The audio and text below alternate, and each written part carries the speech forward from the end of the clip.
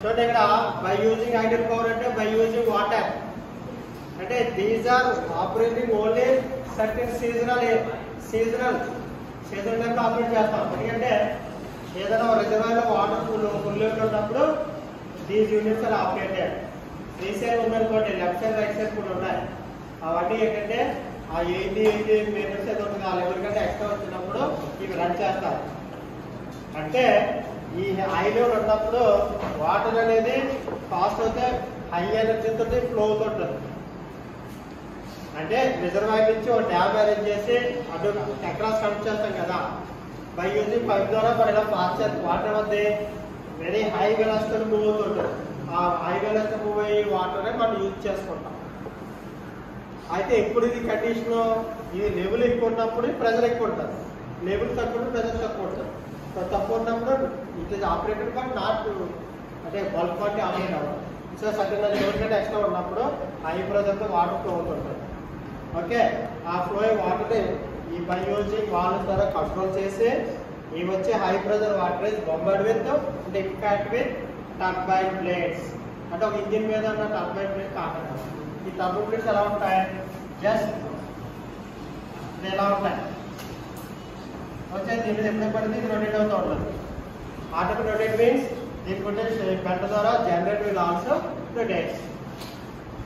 Okay, అయితే ఇక్కడ ఏంటి వాటర్ కాబట్టి ఈ టర్బైన్ బ్లేడ్ కాంటాక్ట్ అయ్యి మళ్ళీ అవుట్గోయింగ్ ఈ వాటర్ కాంటాక్ట్ అయ్యి బ్యాక్ పక్కకు పోవాలి కదా, వచ్చి వాటర్ అంతా ఇక్కడ టేక్ పాయింట్ని ఒక కెనాల్ అరేంజ్ చేసి మళ్ళీ ఇది ఏదో బ్యాక్ అని ఫార్వర్డ్ చేస్తూ ఉంటాం. ఎక్కడ మీరు విజయవాడ తరపున వాళ్ళు ఏం చేస్తారంటే కృష్ణా నది నుంచి వాటర్ పైప్ లైన్ తీసుకొని ఆ పైప్ వచ్చి వాటర్ ఏం చేస్తారంటే ఎవరి సైడ్ ఒకటి డెవలప్మెంట్ అవుతుంది, ఆ దాన్ని బయటకు వదిలేసి మళ్ళీ కృష్ణా నది కలుపుతారు. అదే ఇప్పుడు ఏదో ఆక్యుపై చేసేది అంటున్నారు కదా. సో అంటే వేస్టేజ్ వాటర్ అంతా అవుటర్ ఏరియా నుంచి పోతుంది, అవుట్ అండ్ నుంచి. అలాగే సేమ్ ఇక్కడ కూడా ఈ పై నుంచి వచ్చే వాటర్ని దీని ద్వారా ఫ్లో చేస్తూ ఉంటారు. అయితే ఇక్కడ వరకు హ్యాపీ, ఇదంతా హ్యాపీ. సపోజ్ ఈ హై ప్రెజర్ లో ప్రెజర్ కారణంగా turbine will moving fastly slow fast అవుతూ ఉంటుంది. అంటే ఆల్వేస్ వాటర్ ఫ్లోలో రాదు. దానివల్ల ఏమవుతుందంటే కంపల్సరీ ఇది హై లో అనేది రేడియస్ వస్తుంది, రొటేషన్ వస్తుంటాం. దానివల్ల ఏమవుతుంది అవుట్పుట్ చేంజ్ అవుతుంది. కాబట్టి to maintain constant RPM purpose ఇక్కడ ఒక సర్చ్ ట్యాంక్ అనేది ఒక టెంపరీ రిజర్వాయర్ అరేంజ్ చేసుకుంటాం. అదొక అంటే డైరెక్ట్ వాటర్ మిక్స్ ఎలా వస్తుంది అట్ సేమ్ టైం ఇందులో కూడా ఫ్లో అవుతూ ఉంటుంది. ఫ్లో అవడం వల్ల ఏంటి ఈ రెండు కారణంగా ఏమవుతుందంటే to maintain constant pressure through out and stock. దానివల్ల ఏదో కాన్స్టెంట్ ఆపేస్తుంటే రొటేట్ అవుతుంది turbine. So output constant exact output వస్తుంది. అయితే ఇక్కడ డాట్ అంటారు, అంటే DRAUGHT.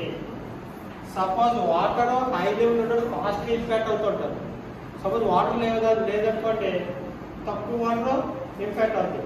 అంటే ఒకసారి హై లెవెల్లో ఇంపాక్ట్, ఒకసారి లో లెవెల్ ఇంపాక్ట్. దానివల్ల ఏమంటే ఈ చేంజింగ్స్ క్రియేట్ అవుతాయి. దానివల్ల damage turbine lines and hour output. దాన్ని ఏమంటే న్యాచురల్ డాట్ అంటారు. అంటే ఒక ప్రాబ్లం క్రియేట్ అవుతుంది. ఆ ప్రాబ్లం వల్ల ఏమంటే అవుట్పుట్ అనేది కాన్స్టెంట్ కాన్స్టెంట్ వాల్యూ. ఆ ఎనర్జీని అవాయిడ్ చేయడానికి మా సర్చ్ ట్యాంక్ అనేది క్రియేట్ చేస్తాం. అంటే ప్లాంట్ దగ్గరే మనం పెద్ద ట్యాంక్ అరేంజ్ చేసుకుంటాం మామూలు హైట్లో. చేయడం వల్ల ఏమవుతుంది డైరెక్ట్ వాటర్ ఇంప్రెస్ అవుతుంది. అట్ ద సేమ్ టైమ్ దీన్ని కనెక్ట్ చేయడం వల్ల ఏమవుతుంది అంటే ఒక కాన్స్టెంట్ స్పీడ్ ప్రెజర్ తోటి వాటర్ ఫ్లో అవడం ఛాన్సెస్ అదేదా.